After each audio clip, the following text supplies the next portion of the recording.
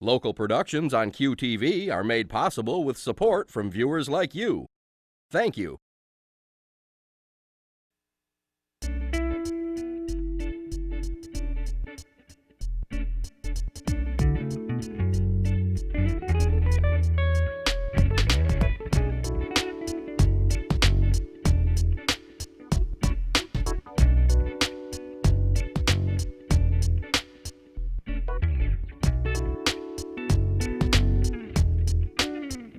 Hello everyone, welcome to Uncommon Sense. I'm Junior Doan. Thank you for joining us. With me today is Georgette Farkas, whose entrepreneurial spirit and love for culinary arts has led her on a journey to become the founder and general manager of New York's restaurant, Rotisserie Georgette. Welcome, Georgette. Georgette, I'm just in awe. I have no idea what it takes to start a restaurant. What did you have to have or know or conceive of to even think about starting a restaurant? Well, Judah, first, thank you. Junia, thank you so much for having me. To start a restaurant, let's see, I think actually one of the foremost things is an immense, really infinite desire to please your customers, to please and perhaps take pleasing in a way that means nurturing, taking care of, to please your staff. Your investors, can't forget about them for sure. Even your purveyors. But pleasing your guests and your staff, there's almost a geisha quality in terms of taking care of people. But there I'm oversimplifying. I don't think that I would have invested in creating a restaurant if I hadn't spent decades working in other people's restaurants. I started as a cook when I was a teenager, knowing that I wanted to run restaurants, and I started in the way that I felt that you should, in the kitchen through the back door. Working in very fine French restaurant kitchens. I knew I wasn't going to become a chef, but I loved cooking, and I felt that it was essential to understand the kitchen and food preparation. But I also just absolutely love food and cooking, so it wasn't hard duty, it was what I wanted to do, but with the intention of eventually learning every part of the business. And eventually I went on to hotel and restaurant management school and worked in other people's restaurants for decades, and waited until I really felt that I knew enough that I would have the courage to take on. It's a business. So many people think of restaurants, well, it's just a place where you cook and serve food, but it's a business that has what every other aspect of a business has: accounting and bookkeeping and hiring. Human resources is probably one of the most important parts of it, because it's the people you hire who will cook the food and serve your guests. And so I don't know if I hope that answers how I could possibly run a restaurant. I was just pondering, what do you learn in school versus what you learned on the job in the various roles all those years? Oh, that's a good question. What you learn in school, which is theoretical, versus what it takes. That's why I would never, the idea of going to hotel and restaurant management school, which I did, and then sort of the day after graduation deciding you're going to open a restaurant, that would be foolhardy. And the good thing is there'd be no investor, I think, who would put their money with you. So I worked, as I said, for decades in other people's restaurants. But this is a very long time ago, but I went to a school that I thought was very smart in terms of the practical hands-on approach. It's a 4-year, I went to university in the States first, but then I went to a hotel restaurant management school in Switzerland. And it's a 4-year program where you spend 6 months, every year, 6 months in school, and then 6 months in an apprenticeship. So you're actually doing what you've learned and doing it from the ground up, whether you're working in the kitchen, working in a dining room, working in reception, or in management in a hotel or restaurant. But even with that practical training, I've probably held just about every restaurant, hotel, not every hotel job, but I have carried room service trays and been a night auditor, and especially time in the kitchen and in service. So that is a phenomenon today of a lot of people, especially on the culinary side, who go to very high-end culinary schools, and then they think that they are a chef. Prepared. But the word chef, as you probably know in French, it means the boss. Le chef is not just a cook. There's only one in every kitchen, and every kitchen has lots of cooks and one chef. So you may go to culinary school, but until you have worked in a professional kitchen for many years, then perhaps you're a line cook, and then perhaps if you have the talent and the energy, you're a sous chef, and then perhaps after a few more years, you may eventually become a chef. It just seems like so physically It is demanding. It is. when you ask what it takes to open a restaurant, aside from this desire to please, I think if you're not an immensely energetic person, that it's not for you. We do spend a lot of time on our feet. People ask how you stay, they'll ask me, well, how do you stay so slim working in a restaurant with all this good food? I said, the restaurant diet is just you spend all day running around a restaurant. I couldn't. So you expend a lot of energy. It does take energy, both emotionally and intellectually, if that's possible, but just physical energy. You are on your feet. What's the emotional? I think the part going back to the idea of pleasing your guests, and you have to, when there are situations that may be conflictual or stressful, to remember that it is not about you. It is how do you get to the solution? How do you get the desired solution, which is pleasing the guest, creating a harmonious environment, a harmonious team, among your staff. So keep that energy positive. I had this starting idea, philosophy in my restaurant, and I think it would be in any business that I was in, that the answer is yes. Now, sometimes I love that. Sometimes the answer is yes, of course we have a table, madam. We'd have a table this evening for you at 6:30 or 8 or 8:30, which would you prefer? So I always like to give the guest the choice. Now, they may have called saying, I would like a table at 7:30. Even if I don't have it, I'm never going to say no. I'm going to say, yes, of course I have a table, and these are the times I have. I think it's always pleasing to the guest for them to be able to choose from the options, the choices that you give them. And even with staff who may say, I'd like to do this, or I'd like to work these hours. So you can tell them, well, these are the shifts that I have. Would you like to have one of those shifts? Or these are the jobs I have available? Or these are the various ways that we can do this task. Would you like to choose? Sometimes it's just this way, but keeping it positive is... When you interview for wait staff or managers or cooks, what kinds of questions do you ask them? Oh, that's great. I remember that was when I was just getting ready to finally go into business for myself. That was one of the things that I asked a lot of restaurant managers whom I had worked with over the years to get their feedback, because I felt that hiring and recruiting and training was going to be the most important thing and the most difficult, most challenging thing.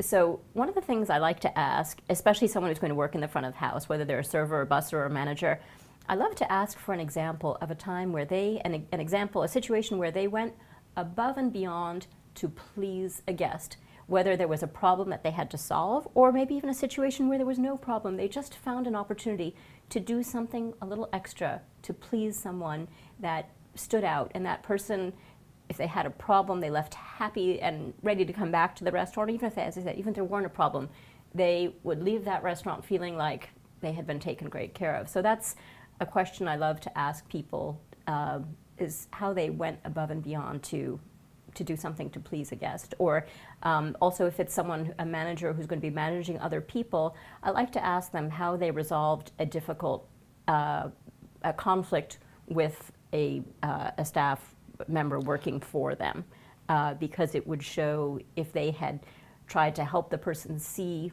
what the problem was, help to train them through the problem so that they could do a better job the next time, as opposed to just blaming them and criticizing for doing something wrong, because then I don't think you'll help that staff member do a better job. So those are questions that I ask. When a restaurant is starting up, do you think about how it's going to be, is the word positioned, or who are the customers, or how do you work that till you get an answer so you can better focus on what you want to do? Yes, I think that's very important, that you do position yourself anywhere perhaps, but especially a city in New York. New York is the ultimate restaurant city, and there is competition, every 10 steps from you, and there are new restaurants opening every day. So I believe that it's very, very important for your restaurant to have a very specific identity, for people to know what sets you apart, what do you excel in, and what are the special ways in which you will take care of them, what are the special things that they will have in your restaurant. Not that they might not have them anywhere else, but that will be especially good in your restaurant. So our restaurant does have a very specific identity. We are a rotisserie. So I felt that in our place, even before you walk in the door, you could, as a guest, you could sort of close your eyes and see whether it was meats or fish or vegetables turning on a spit over open flame. So you could already taste and smell and see the kind of crunchy skin and the juices of the chicken, and the potatoes roasting under the meats with the juices flowing around them. So it's, for me, all of the senses are already enlivened when you just think about coming to our restaurant. And that the rotisseries, it was important to me that the visual aspect, you can see our rotisseries, they're in the kitchen, but we have an open kitchen partly, and even when you walk in the door, you can see the flames of the rotisserie, even from the front door of our restaurant. So I followed my own advice, I guess, in saying to make sure that my restaurant had a very specific identity and people would know really why they were coming, what they were coming for. How important is the sense of smell when a person comes to the door? Yes. That's a tricky one. People do walk in the door sometimes and say, oh, it smells so good, and I love to hear that. But there's a point of diminishing returns. If they're smelling too much, it probably means their exhaust system is not working, because nobody wants to leave. No, it's true. You don't want to leave a restaurant smelling like your dinner. And so it's nice for them to smell something delicious, and especially in what we do with a rotisserie.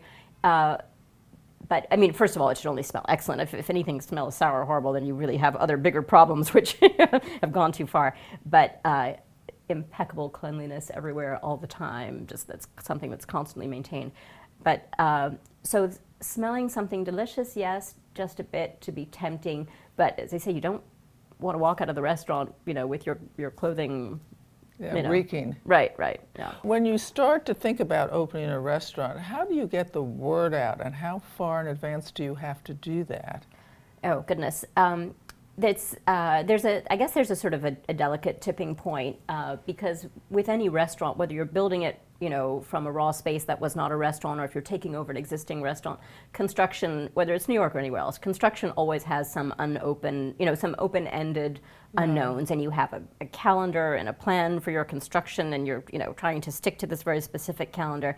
But in construction, there can be unknowns. So I feel announcing too much too soon can be difficult, because then the likelihood of you're not opening on time is quite possible. So you want to manage that. So when you feel that I did, having worked in restaurants for so many decades, having a lot of friends who write about restaurants, and having been in a certain position with another company for so long, when I was leaving, that was already sort of a little bit of news. And so I could already sort of share the idea of what my restaurant was going to be, and that was more than a year out. So that's quite a lot of advance, but it was because of the position I was coming from, and so having been in the business for such a long time. But when you feel that you're about 3 months out, you're going to spend all that construction time also working on working on constructing your story, and being ready to tell it when the time hits. But more than 3 months is probably a long time, because if it's too far in advance and then you don't get open, people start to wonder, oh, what happened to them? Are they actually ever going to open? So it's a little bit of and I always, when people would ask, well, what's your opening date? And I would always just say, well, it's a little moving target, and we're aiming around this period, and then as the construction is coming, closer and closer to finishing, and people ask you, well, people ask this all the time, when would be the best time to open? When the construction Yes, I know, right. That's the answer. So with all these apps that tell you the restaurants in our area, Yes. do you advertise as in ads in papers or on television, or so-called social media or Yelp? Or Well, again, New York is a very particular market. I would draw the distinction between advertising and publicizing. Oh. For a little single unit restaurant, purchasing advertising is not really, it really wouldn't be in your budget. But can you and must you create a budget to begin publicizing, which means not purchasing ads, but contacting the media whose sole job it is to report about new restaurants opening. And of course, these days, media is as much, if not more, digital, online. Yeah. And part of that communications is not just media, but the various there really are channels of distribution. That sounds not very sexy, but it's true. So the apps that serve as reservations platforms, whether it's OpenTable or now there are many, many others, you need to set up your sort of logisticals, your portals with them well in advance, so that there's so much that's going on behind the scenes that when your construction is done, you just have to hit go, and all of those portals have been set up, and your website that links to, all the various reservations platforms. You need all those things well in place, so that, as I say, they're in place, they're ready, and you're ready to hit go when you open. So this is like a marathon. It takes a lot of Really? energy. Yeah, it takes- well, that's the point, is it takes a team. You're not doing all this all yourself. It would be impossible. Impossible to do. But what surprised you with all your experience in different facets? Different when you do it yourself, isn't it? Yes, and even with the many restaurants that I worked on opening over the years with my, at the time, my employers, even so, with all of their experience, still every new restaurant was like a new child, even though you have all the systems and you have experience, every one is sort of a new creature of its own, because it's in another location with another staff and another team and another clientele. The biggest, I mean, as I said before, I knew that the greatest challenge and the most important thing would be recruiting and training. And you know you're going to make some mistakes, and I certainly did. And I think the key lesson there is, when you've made a mistake, to have the courage to say to yourself and those around you, I made the wrong choice, and now I'm going to fix it, and then we're going to move on. And change is an opportunity for improvement. It's not, you know, admitting that you've made a mistake and making the change doesn't pull you back. It enables you to actually keep going forward to the goal Better. you wanted to achieve. So, I certainly made some hiring mistakes, but I would say for the most part, have been surrounded by an incredible team. Good people. And as far as what surprised me, you know, I hate that, this is going to sound self-serving, but I have to say it's the most joyful part of our work. What I never imagined, I imagined the hard work, I imagined the long hours, I imagined being, you know, a little exhausted. I didn't imagine people coming up to you at the end of their dinner and saying, like, going out of their way to find you in the restaurant to tell you how much they love their dinner. Oh, that is lovely. It makes the hardest day, it sometimes almost, you know, makes me want to cry. Right. I don't. But it really makes the hardest, most challenging days when the HVAC system went down and the ice cream machine's not working and a host doesn't show up. It makes all of those things all right. You know, you give out so much in the public sense of yourself. What's it like when you're home? Sleep. Well, although sometimes you know, there are so many things to worry about that, you know, can you sleep? But you have to. What happens is eventually you get so exhausted that no matter how worried you are, you sleep anyway. The thing I miss that's different, previous, you know, parts of my career where I wasn't in business on my own, yes. I would go home and cook more for myself than I do now, cook for myself or my friends. And I don't have as much time to do that, and I miss that. But I try to do it. I don't do it every Sunday. I do it especially when there's an idea of something that I want to put on the menu, and making it in my home is very different from what it will take to make it in the restaurant. And you know, the stress and pressures of a professional kitchen are different, and the layout and everything else. But I do still enjoy sort of playing with the idea of a dish and getting it sort of closer to what I would like to sort of say to the chef, okay, here's, you know, where we're going to at least start and see where we go from there. But that's the thing I missed. I loved entertaining in my home, and I don't have so much time to do that now. Yeah, different now. So I miss that. So my home is sort of my, you know, moment of zen. Yeah, I have a lovely garden around my apartment, and that feels like such a great privilege to just have that peace and quiet. Yeah. Well, what are your hours, more or less? Oh, goodness. Dare I ask? Il y a pas des heures, as we say, and there are no hours. There are just all hours. I rarely go to work before, unless there's before 10:30 in the morning, but I probably start at 8:30 at home, just writing materials, contacting staff with, you know, things that we need to get done, getting organized, writing memos, planning and organizing. I rarely arrive before 10:30, 11. If I'm managing the floor at lunch that day, then, you know, then I have to be there at least by 11, and then, you know, it's showtime. We, you know, reality TV every day. Yes. You know, lunch service, we have a pre-meal meeting at 11:45 to gather the staff and announce any particularities, any special needs of any guests, any special dishes. And then we open the doors and we begin. Do people call in advance to say what their special needs are? Oh, yeah, absolutely. They call, they email. What would be an example or two of that? These days, I would say there are, well, also you want to know their needs, yes, because absolutely. You can be better prepared to take care of them if you know these things in advance. You really do want to know. You get a lot of communication, which is actually very helpful, about people's allergies. It's interesting, so many guests request gluten-free Oh, yeah. dining. And being a rotisserie, our preparations are really very simple. There wouldn't be any place to put any gluten even if we wanted to. So we got to a point where we actually put on our menu, there are only 2 or 3 dishes that have some gluten, maybe because it has a crouton or a piece of toast with it. So we put a G next to the 2 dishes that actually have gluten and put a note saying, the entire rest of the menu is gluten-free, except for these 2 little dishes where we've put a G, and we can actually probably prepare those also without gluten. Anyway, so what people request most are, things that are related to allergies. So that's where staff training is so important, that every person working on the floor, every person in service must know any dish, if it has nuts, if it has dairy, if it has, lots of different allergens. And would you stay clear through, or do you take a break in the afternoon? Well, then in the afternoon, of course, you all may think, oh, well, lunch is over, so now you can go relax and take a nap. But no, you're in the afternoon and between lunch and dinner, and then you need to do all the things that actually are required to run your business. Recruit another cook, plan promotion, work on the next season's menu, work with your bookkeeper or your accountant, work with the sommelier on buying new wines, planning a wine dinner, creating, talking to a purveyor about new ingredients. So that there may not be guests sitting in your restaurant during those mid-afternoon hours, say between 2:30 and 5, but there is more to be done than you could possibly do between those hours. So, do you, when you talked about making new dishes, do you think that people, did you feel you want to change the restaurant, not structure, but add to or replace? Oh, you have to evolve all the time. And what's particular, our restaurant, as I said, has a very specific identity of being a rotisserie. So people know they're going to come to us for whole roasted fish, whole roasted meats, like a whole leg of lamb, or whole roasted bird. We're most famous for the birds, chickens and ducks and guinea hens and all kinds of other birds.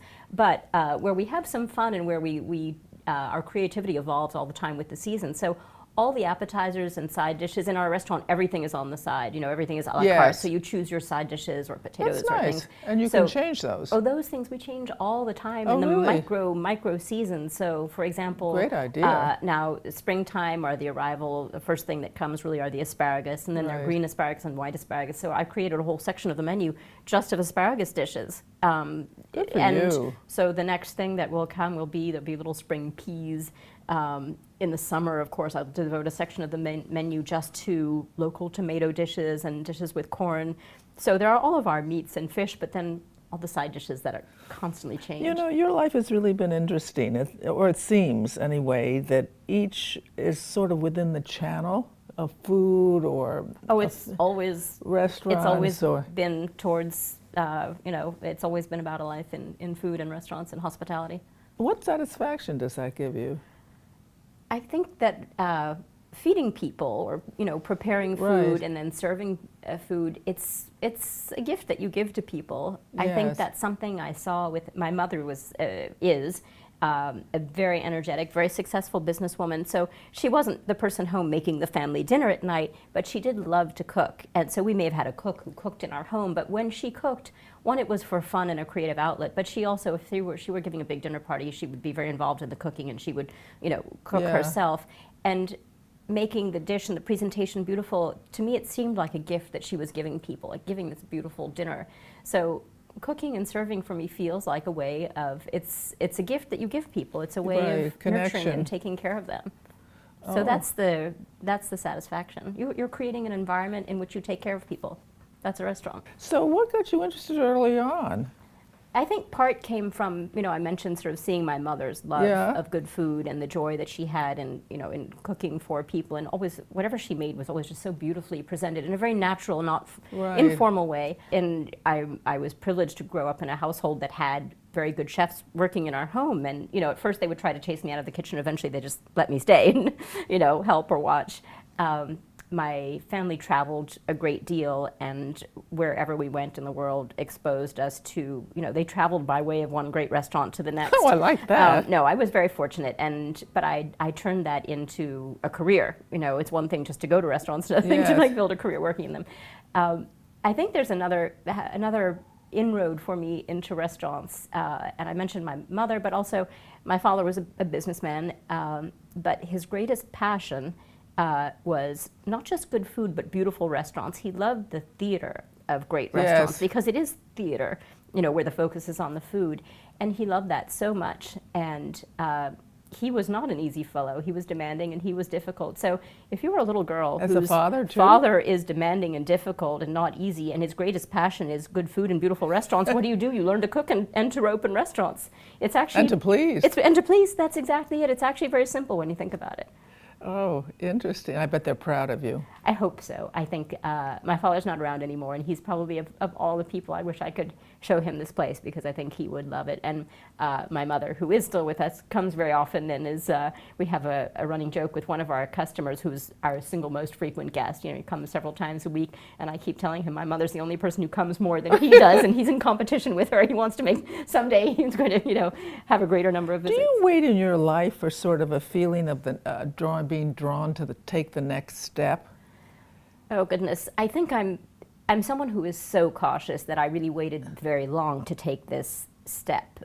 It took me a long time to have the courage to go out on my own, no matter how much experience. I probably waited a little too long, and it's probably time for me to think about expanding my business. But again, that sort of cautious side of me is always on this shoulder, and the other side of me saying, well, you didn't go into business just to have this one small business. You really should be. I wanted to challenge myself to see if I could make this business work, and now I should challenge myself to see if I can make, a larger business or another, another restaurant. You mean a branch someplace else? Right, exactly, in some other rendition of what. I'll stay very true to form in what I'm already doing, because I believe in focus. Yeah. So I think I should be challenging myself, but it's still, just the everyday operation is a challenge. Interesting. So how would you know when it's right to act, or too late and you better get going? Yes, that's something that concerns me. But I have a smart group of people around me. I have a great little board of investors, and I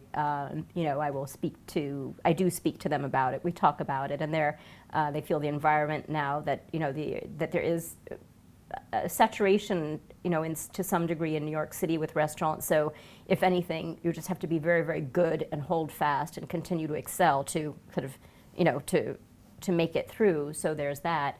And, I will continue this conversation with them about, do we feel it's time, and how we'll evolve our current concept to prepare for growth.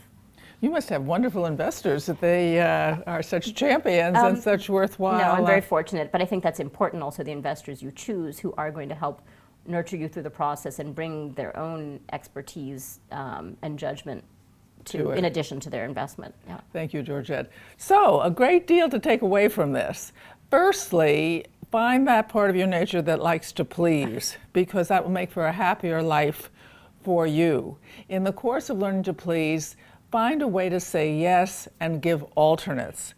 Thirdly, when you mess up, recognize change. It is not failure, it is opportunity to get back on course.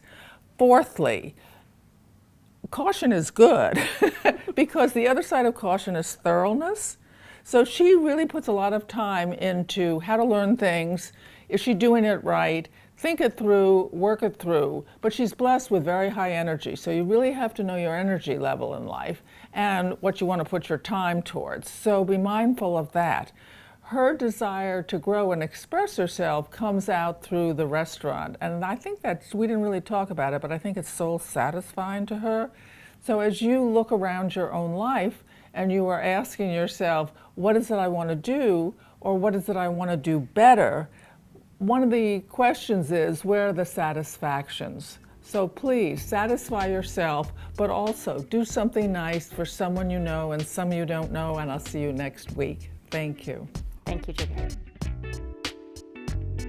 To contact Junia, send her an email at info@juniadone.com. For more information, program schedules, and news about future guests, go to www.juniadone.com.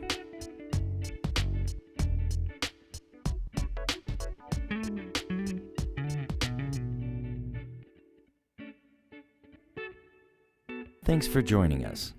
See you next time for Uncommon Sense with Junia Doan. Local productions on QTV are made possible with support from viewers like you. Thank you.